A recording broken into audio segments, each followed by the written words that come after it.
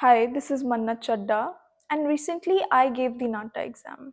It was my first attempt, and when I got to the 3D model question, the question where they give you cubes and blocks and basic shapes, and you have to arrange them in a certain way.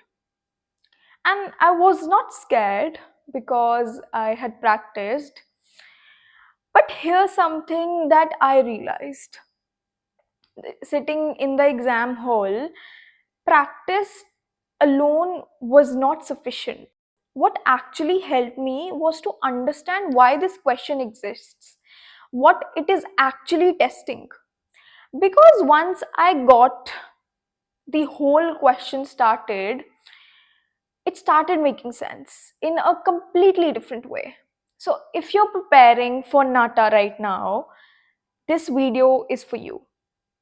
Not just how to do it, but what they actually want to see when you arrange those blocks. So for anybody who does not know, that the NATA 3D model question gives you a set of basic geometric shapes, cubes, cuboids, cylinders, sometimes pyramids, and you have to arrange them in a certain way into a composition and a 3D structure, and then draw it from a specific angle or present it within the time limit, because you are just given 1.5 hours to actually complete those three drawing questions, which includes the 3D model. So make sure that you are utilizing your time very, very mindfully.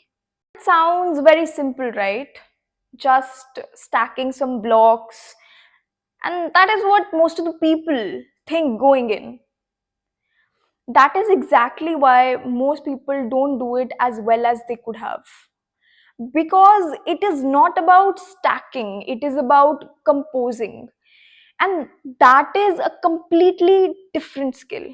And this is what clicked for me. Because NATA is not testing whether you can stack those blocks, it is testing whether you can think like an architect already. And architects think about three specific things when they compose any space or structure. This is why I love this exam so much, because it is not just testing your theoretical knowledge, but it is actually testing one's skill. And I must say that each one of you should at least give this exam as an experience, because it will help you understand yourself better.